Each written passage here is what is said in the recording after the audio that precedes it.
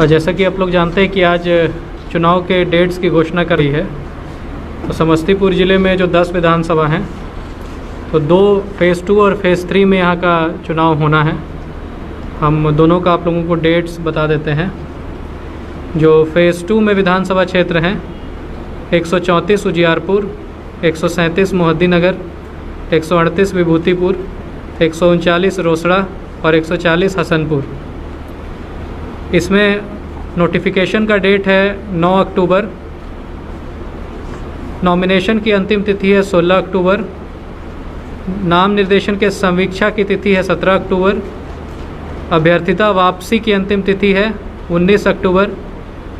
मतदान की तिथि है 3 नवंबर और मतगणना की तिथि तो कॉमन है सभी में 10 नवंबर। और 12 नवंबर को निर्वाचन की समस्त प्रक्रिया की समाप्ति की तिथि है। थर्ड फेज़ में जो विधानसभा क्षेत्र हैं 131 कल्याणपुर, 132 वारिसनगर, 133 समस्तीपुर, 135 मोरवा और 136 सरायरंजन, ये थर्ड फेज़ में है। इसमें अधिसूचना जारी होगा 13 अक्टूबर को। नाम निर्देशन की अंतिम तिथि है 20 अक्टूबर। नाम निर्देशन के समीक्षा की तिथि है 21 अक्टूबर। अभ्यर्थिता वापसी की अंतिम तिथि है 23 अक्टूबर। मतदान की तिथि है 7 नवंबर और मतगणना की तिथि है 10 नवंबर। निर्वाचन की पूरी प्रक्रिया की समाप्ति की तिथि है 12 नवंबर।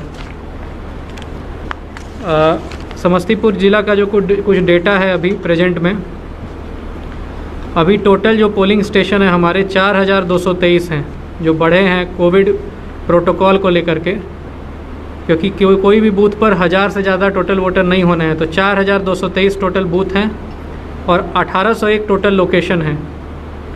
इसमें 2810 रेगुलर पोलिंग स्टेशन हैं और 1413 ऑक्सिलरी पोलिंग स्टेशन क्रिएट हुए हैं, जहां भी 1000 से ज़्यादा मतदाता थे उसके कारण। हमारे जो टोटल मतदाता हैं 29,07,393 हैं। इसमें 15,47,502 मेल हैं और 13,59,798 फीमेल हैं। 93 थर्ड जेंडर के मतदाता हैं। जो कोविड का प्रोटोकॉल आया है उसका मेन पॉइंट्स हम बता दे रहे हैं। इलेक्शन से रिलेटेड इलेक्शन एक्टिविटी की पूरी प्रक्रिया में मास्क का पहनना अनिवार्य है। जहां भी इलेक्शन से रिलेटेड काम होगा, चाहे वो काउंटिंग हो, मटेरियल पैकिंग हो या बूथ पर भी, हर जगह सैनिटाइज़र की व्यवस्था, सैनिटाइजेशन की व्यवस्था, थर्मल स्कैनिंग की व्यवस्था आदि की जाएगी। बड़े हॉल्स को यूज़ करना है इलेक्शन रिलेटेड एक्टिविटीज़ के लिए, ताकि सोशल डिस्टेंसिंग का पालन हो सके। नोडल हेल्थ ऑफिसर अपॉइंट करना इस ज़िला में अपॉइंट कर लिया गया है। डिस्ट्रिक्ट लेवल पर सिविल सर्जन है और हर एसी के लिए एक MOIC को नोडल हेल्थ ऑफिसर अपॉइंट किया गया है। उसके बाद जो हमारा ट्रेनिंग प्रक्रिया है उसमें भी हम लोगों को सोशल डिस्टेंसिंग का पालन करते हुए कराना है, इसलिए हम लोग इस बार छोटे छोटे बैचेज़ में करा रहे हैं। नॉमिनेशन में जो गाइडलाइन आया है कि इस बार ऑनलाइन भी नॉमिनेशन भरने का प्रावधान रहेगा। ऑनलाइन भर के उसका प्रिंट लेके फिर RO के पास जमा कर सकते हैं। एफिडेविट भी ऑनलाइन कर सकते हैं, लेकिन उसका भी नोटरी कराना होगा और उसके बाद RO के पास जमा किया जा सकता है। इलेक्शन फ़ीस भी ऑनलाइन भरा जा सकता है और उसका भी रिसीट निकाल करके फिर फॉर्म के साथ RO के पास जमा किया जा सकता है। इस बार जो टोटल लोग होंगे जो उनके साथ आएंगे नॉमिनेशन करने, वो 2 से ज़्यादा नहीं होंगे। 2 लोग ही आ सकते हैं उनके साथ नॉमिनेशन करने के लिए और टोटल 2 गाड़ी आ सकती है नॉमिनेशन पर्पस के लिए। इसके अलावा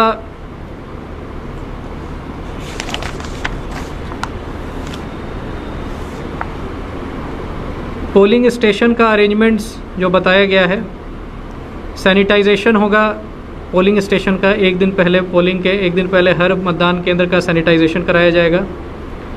थर्मल स्कैनर हर पोलिंग स्टेशन पर रखा जाएगा।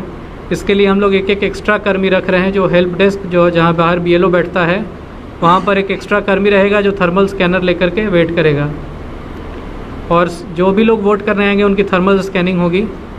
अगर टेम्परेचर नॉर्मल से ज़्यादा पाया जाता है तो दोबारा उनका स्कैनिंग होगा। दोबारा भी अगर ज़्यादा पाया जाता है तो उनको एक टोकन दिया जाएगा कि आप लास्ट के घंटा में आकर के वोट कर सकते हैं।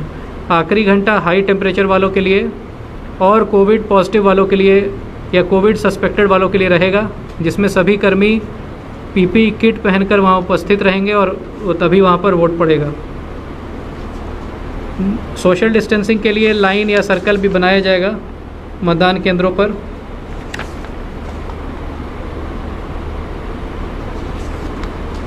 सैनिटाइज़र का भी हम लोग व्यवस्था कर रहे हैं मतदान केंद्रों पर। लोगों को फेस मास्क पहनकर आना होगा वोट करने के लिए।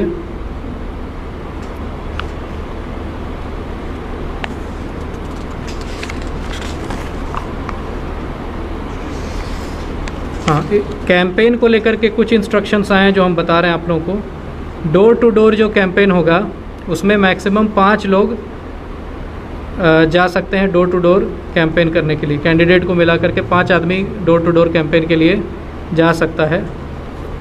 रोड शो वगैरह में जो व्हीकल का कॉन्वॉय होता है, गाड़ी का काफिला, तो एक कॉन्वॉय में 5 गाड़ी के बाद उसको ब्रेक करना होगा कॉन्वॉय को, और हर 5 गाड़ी के बाद कम से कम आधा घंटा का गैप होना चाहिए। अगले काफिला 5 गाड़ी का आने के पहले आधा घंटा का गैप होना चाहिए।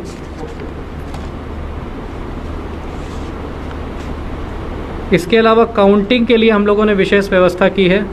पहले जहां एक हॉल में 14 टेबल लगाए जाते थे, इस बार हम लोग हर हॉल में 7 टेबल ही लगा रहे हैं। तो हर विधानसभा के लिए इस बार 2-2 हॉल किया गया है काउंटिंग के लिए। एक हॉल में 7 टेबल ही रहेंगे।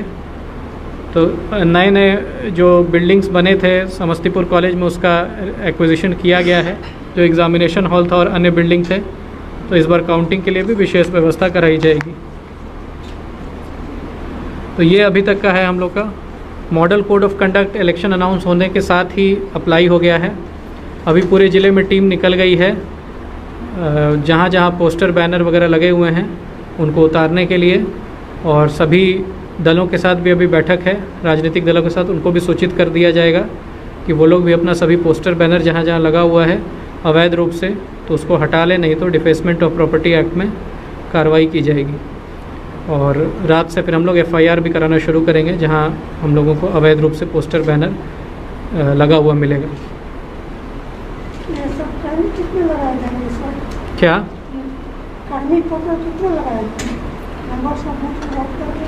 हाँ, नंबर ऑफ बूथ बढ़ गया है, 4223 हुआ है, तो उसी हिसाब से कर्मी लगाए जाएंगे। लेकिन चूंकि 2 फेज़ में है तो इसलिए कर्मियों की कमी नहीं होगी। देखिए 4223 बूथ है, एक्स्ट्रा लेके आप लगभग 5000 मानिए, तो प्रिजाइडिंग और P1 P2 P3 वही 20,000 हो जाएंगे।